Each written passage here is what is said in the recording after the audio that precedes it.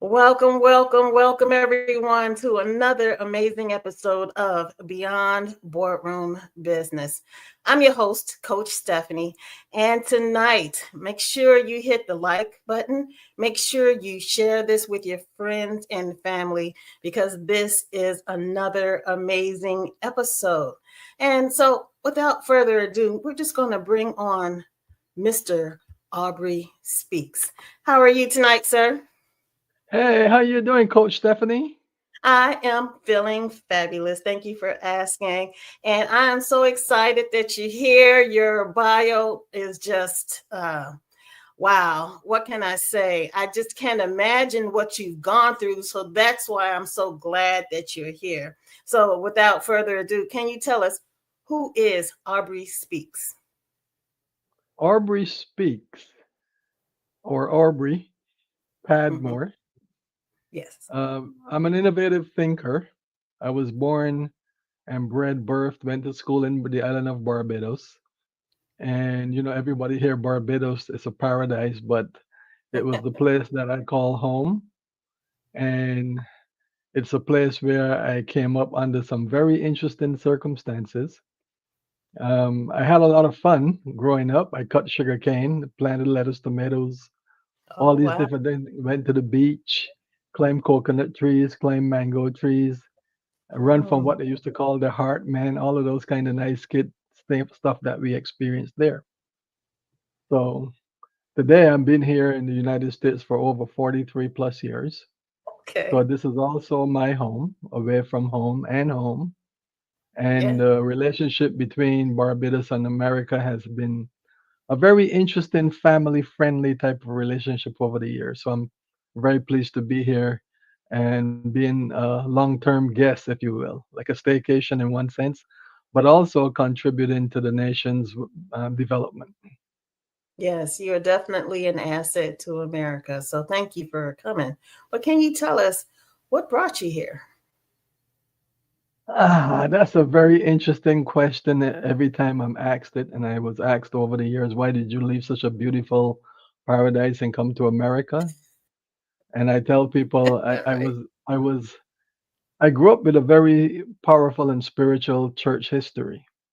So Mm, when I looked up and I saw the slogan, "In God We Trust," I said, what do they have that we don't have? Let me go and check this thing out. wow.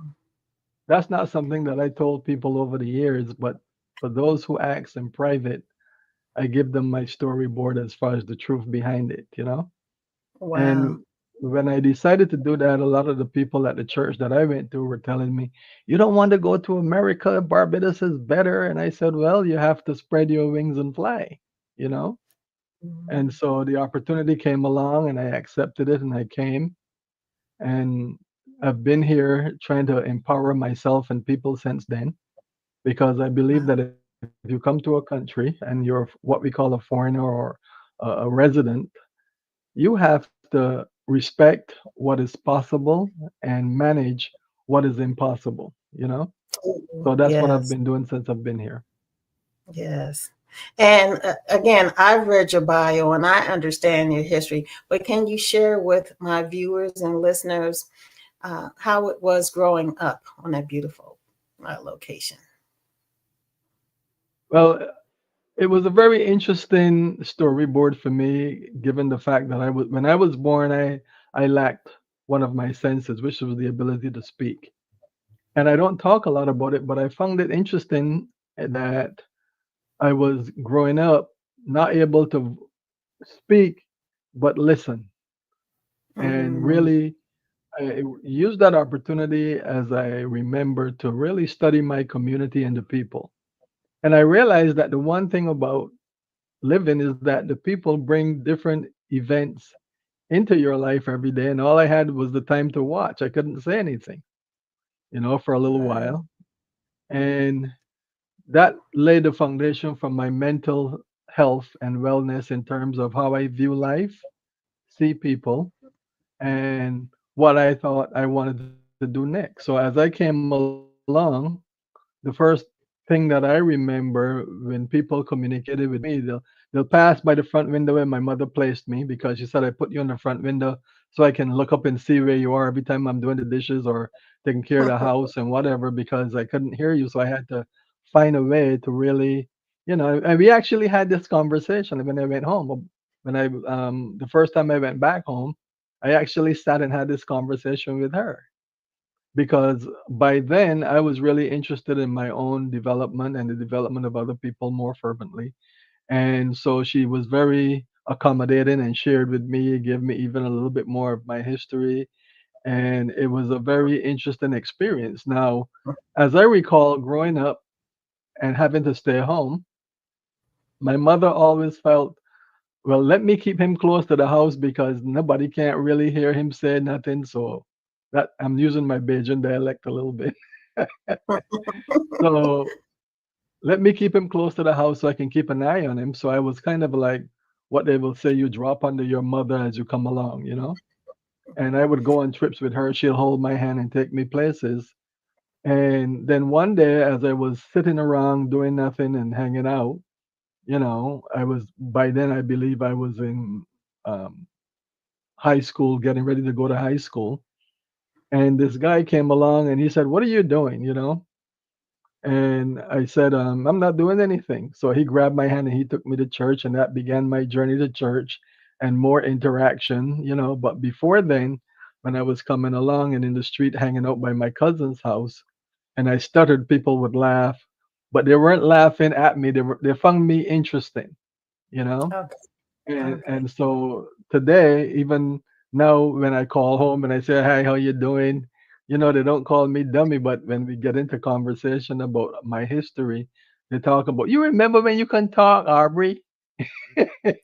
And I'm like, "You bringing that back up again?" But that's Right. a kind of a family friendly life in Okay. Barbados. You can leave home and be away for 20 years, and you get back, and it's just like you left home yesterday. You know. Now, do you recall the first time speaking? Vaguely, but I do remember the years of people speaking to me in terms of calling me dummy. And then when I began to try to speak, I would stutter, and some would encourage me, some would laugh. But Mm, eventually, I began to like open up more based on more communication. I used to hang out with one cousin in particular most of my time. On the island, it's not a lot of people in your village, to look okay. around, but you do have the opportunity to go and hang out in the coconut tree, the breadfruit tree. It's a plant eat life most of the day.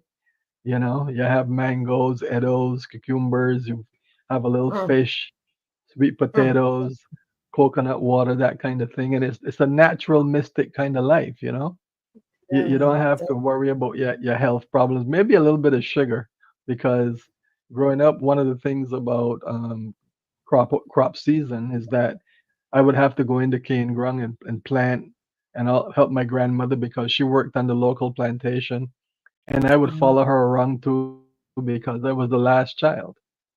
In the family, I have four brothers. Oh, wow. Four brothers. Wow. So, I've heard like people like Luther Vandross, who had a stuttering challenge, that that's how he learned to sing because it helped him get through the stuttering. Did you have any kind of profound way of learning or establishing your speaking voice? Actually, that's a good question because that didn't actually happen. I just Okay. matriculated in terms of the development of my speaking and so on. And then civic life, meaning all the different organizations and stuff, and the people around the village that I would talk to, hang out with. I just started my way forward into natural speaking. So there was Mm, no medical or counseling or coaching or anything to do that.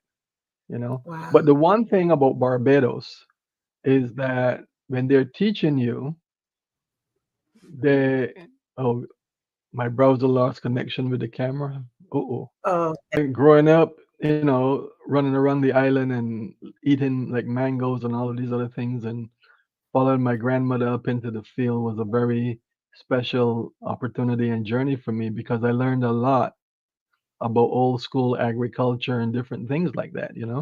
Yes. And it really helped me to become the kind of person I am today because growing up, my parents felt like, okay, well, my mom and my grandmother, because I didn't have a dad around, but Oh, they felt like if you didn't know how to cook, wash, starch, and iron, you're not going to be making a good man. So they taught me early how to do some yard food.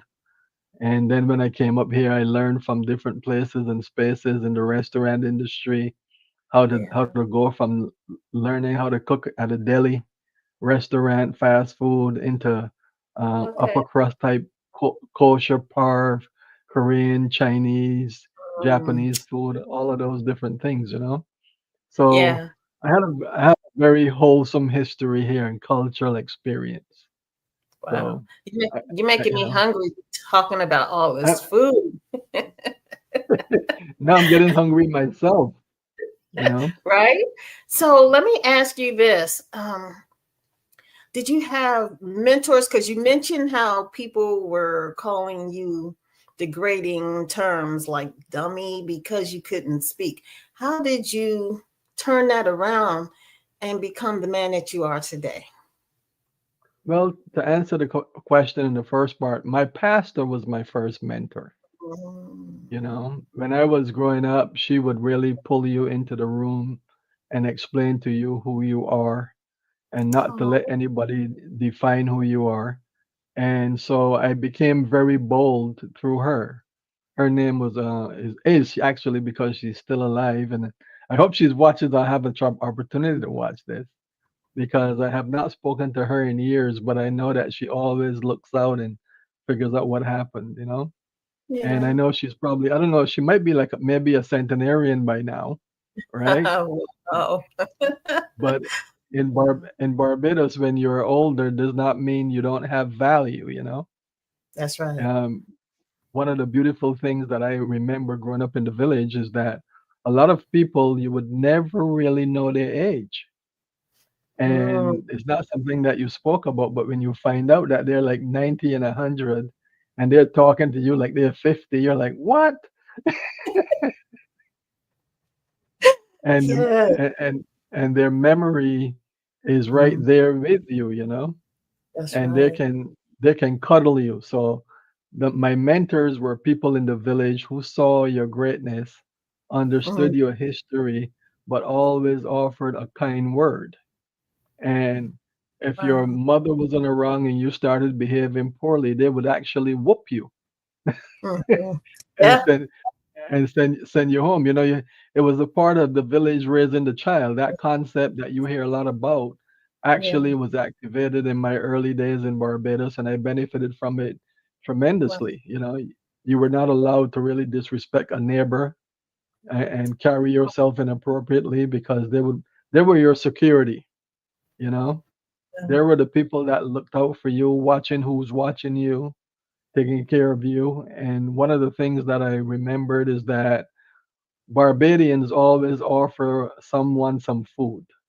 You know, Mm, the beginning of the conversation was always about, "Hey, you got anything to eat today when you're cooking?" Right?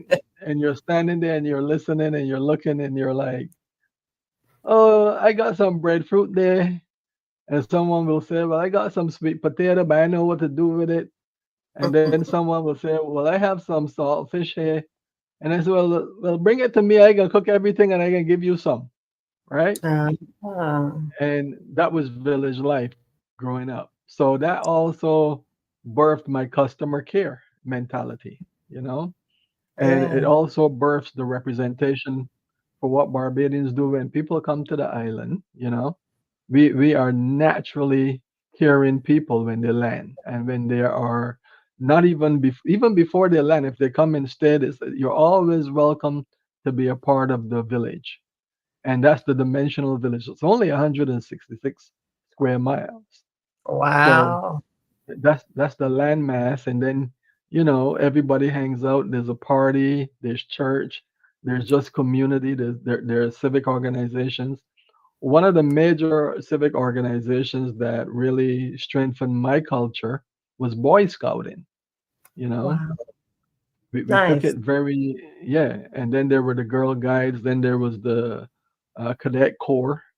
All of these are things that I think without those experiences, I would not have been nourished and mentored, because all of those were pieces that mentored who I was, taught me how to be resilient, to learn how to be able to take care of yourself, take care of others, and be trusted, loyal, helpful, courteous, kind, Yeah. obedient, smiley a lot, smile a lot, thrifty with your Yeah. money, and don't be cussing anybody.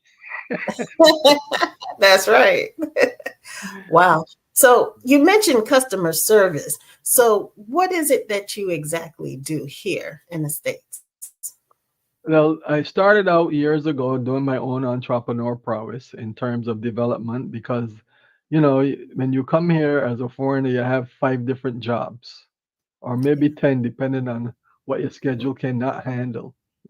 You cannot handle.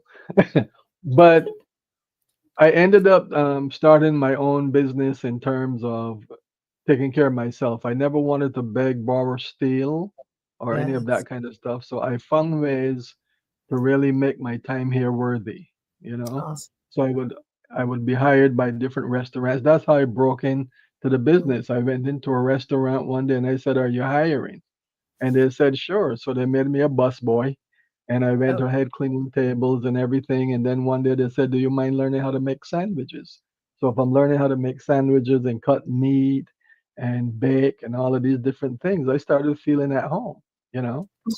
And then I said, well, I need to make more money, because then the kids came along and I needed more money and I needed other supplies and different things. So I would always work to make sure that I made myself a promise, because I didn't have a dad. And I okay. don't recall my mom working. And also when I was growing up, I started my own little delivery system, my paper route. I made my own money my own. Wow. So by the time I got into high school, I took what they taught me in the classroom and used it into the field, and that's how I started making money, selling vegetables and so on. So it wasn't a new experience; it was just a different approach to maintaining yourself and making Hmm. your life better. Yes. Yes. Yes. So what is it that you love about entrepreneurship as opposed to working in corporate society? I like the whole idea of being self-sufficient. I think Okay. that is a very important vitality element. And entrepreneurship, starting my little what is it, side hustles to Okay. make money. I did work for a car rental company as an official job, and some other things as the economy grow and as the economy change. But starting the cleaning business came about after I was working for a Jewish company, a restaurant. I was the cook in the kitchen. You see, what I learned in Barbados followed me. I had to learn how to cook kosher products and how to attend to the culture of what is going on in the kitchen and what is going on with the customers and the clients. So that gave me a very wide scope of what I was doing. And then that led me to the opportunity to get a job in the court system, which was actually one of the longest jobs that I've ever had in America. That lasted about maybe 16 years. And Wow. then, yeah, and I was able to elevate myself in the court system and become part of the administrative services. I learned how to do budgeting, learn how to do distribution, learn CPLR. Judges started becoming mentors. They liked my customer service. I would Oh, always be looking out for them. And then I went from being the guy in the mailroom, you know, and while I was in the mailroom one day, I was also doing some other services, and a lady said to me, I'm going to do a play at this Coliseum. Do you mind helping me out? Because they were also mentors. And I said, okay, I'll come and join you. So I played the old man. And when she saw me play the old man in the Coliseum, everybody thought I was that age, until I came outside and took my makeup off. And they said, well, this is what I was supposed to do. So, hey, I'm an old man. That's part of the artistry of being a Bayesian. yeah. Yeah. So, So, so what are some great tips for people who are interested in giving great customer service tips for their businesses? For example, take what you learn at home and apply it to work. If you're Okay. kind and courteous and caring, that's what your employer wants you to do. Your employer wants you, when you're hired, not to be a person waiting for direction, but become an innovative thinker. Apply what you learn and be kind to the people who are coming in to buy products and services that they That's right. need, want, desire, and can afford, so that you can become a light for them to remember, hey, next time I want to shop here, I'm coming to see you. And then that makes you sticky, a sticky person. You know, they're like, oh, that guy is so nice to me. Let's go back and shop at so and so's place. That's the first thing I would say. Learn how to develop your sense of stickiness. And that's not just my thing. That's a takeaway lesson from Bill Gates that I learned over 30 years ago. I Wow. heard him talking and I said, this guy is something else, you know? So, for example, when I knew the court needed computers, my boss said, well, we are using docket books. If you find the money, you bring the computers in. So I talked to my boss and we all negotiated. And I went to him and I said, well, I think I found the money. Do you mind if I get the computers? And he says, well, talk to your boss about it. And I went and talked to my boss and he said, well, if you talk to him and he agree and you agree and I support it, let's go get the computers, you know? And that's how I ended up getting in to digitization, you know, Mhm. because then I had to become the guy learning how to tell the judges how the computer works. I had to read the manual. Right. So it's like the And middleman. you know, Huh? One moment. like the middleman. I was saying essentially, you've mastered how to be a great middleman so you can make sure you provide resourceful information to accommodate what people are seeking. Is that what you do? That's part and parcel of it. I believe that if you become your own team, right? You have your Okay. mind in your body. If your mind is an eclectic way, that helps you with your innovation.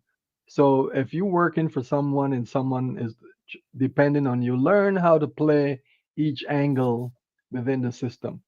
When you learn how to do that, it helps you to become that person that you want to become in a holistic way, you know?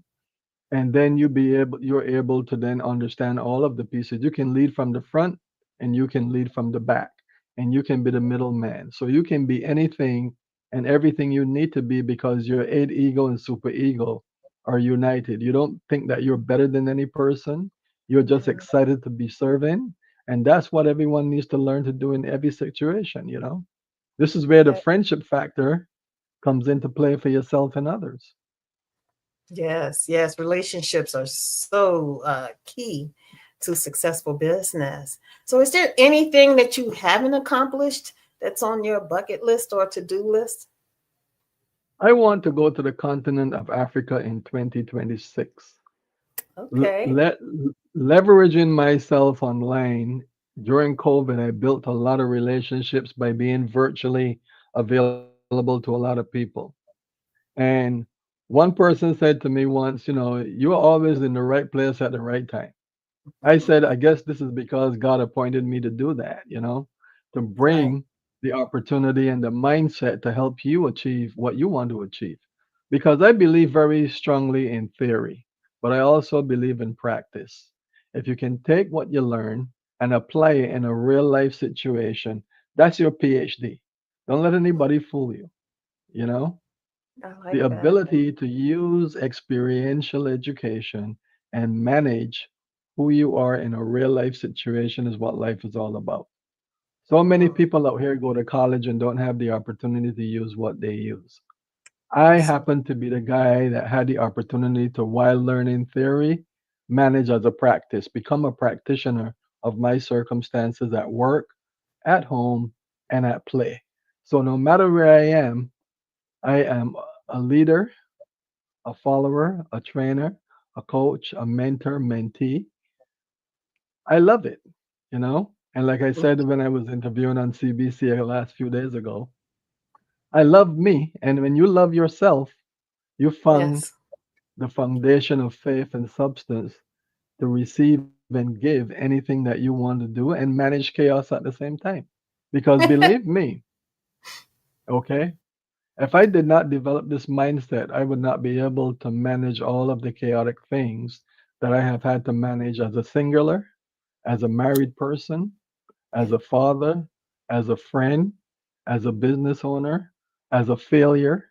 And failure is required to succeed. So don't be afraid of failure. Manage it well. When failure shows up, beat the crap out of it until you have the experience to become that victor. You know, one of the things I learned from one of my coaches is that if you start a fight, learn to take a hit. And if you can't take a hit, then you can't win the battle.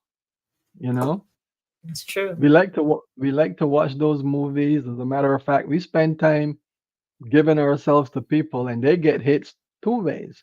If you're watching somebody's program, you're giving them volume to say, "Hey, look how many people watch." Just like with this show, my show, your show, everybody's show. I happen to believe in the power of one plus one. And I believe like what my grandmother told me, because she lived to 104. She said, Joel, 6 and 4 is 8. Remember to keep two for yourself. Right? And I'm Mhm. listening to her all these years and I'm saying, man, she was right. That two is your mind and your body. Take care of those two things and you can add properly.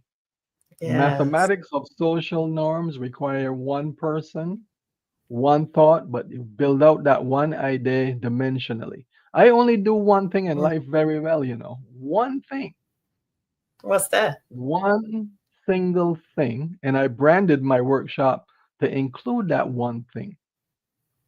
I encourage people very well. And I Mhm. do it from a strategic standpoint.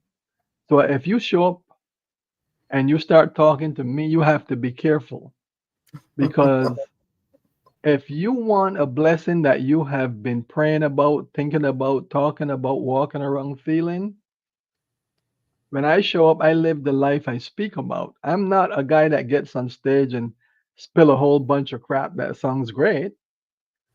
I live that life each and every day. That's why I can caress failure into success, you know? Mm. I like that. And I understand community problems very well, you know? Right now we Mm. are faced with a lot of challenge and chaos in this world. But I think that when you learn how to be a strategic encourager, people will listen to you because it has happened to me over and over and over again. Wow. So Yeah. when people go to your website, aubreyspeaks.com, what kind of services do you offer? Well, we offer speaking, coaching, training. We help people to articulate their books, publish them, right? And we offer products and service that people need, want, desire, and can afford because we have an eclectic mix of people in our village. I call it the caravan factor. So if I don't have it, right, this is the example of living the life I speak about. I know that I Yes. have credible people that I can tell you go buy from this person because they are going to be good for you. And if they're not, then I'm going to call them and say, but I sent somebody, you messing with them, man. What's up with that? You know, that's family friendly community development, you Yes. know? That's So, yeah. beautiful. Yeah, Mhm. and it's really beautiful because it shows that you're willing to share the wealth. If you're not able to provide, you're able to give them someone who can complete their goals, and it does take a village. So I commend you Yeah. on that. Yeah. Sharing allows me to sit back and do the one thing that started out doing, Mm, watching people do what they do. wow. If you Wow. can watch people do what they do, then you know who you can depend on, who's good for their Mhm. word, who will show up and show out on behalf of you and someone else. So no matter what place you are in the world, I know I can call someone and say, hey, guess who's in your village? Go rescue them. And they'll be like, okay, Patty, we got this.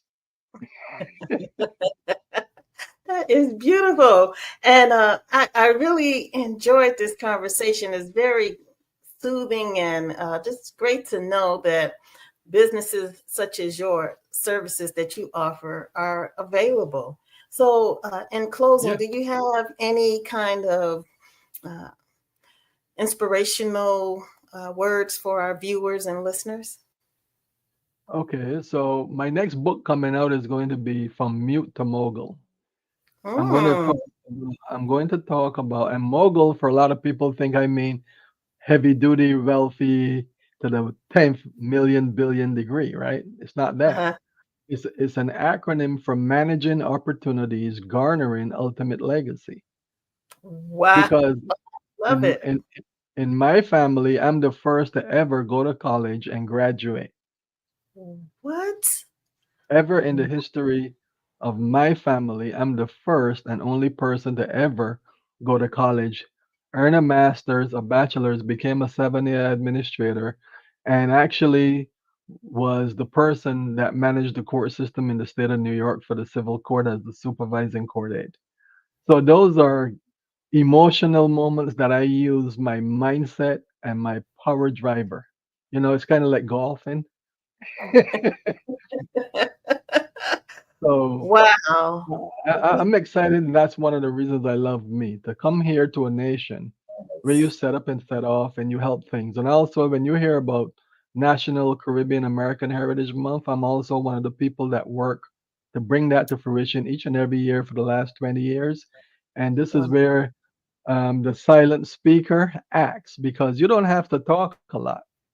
All you Mm. have to do is volunteer into your own life. I'm going to say Ooh, that again.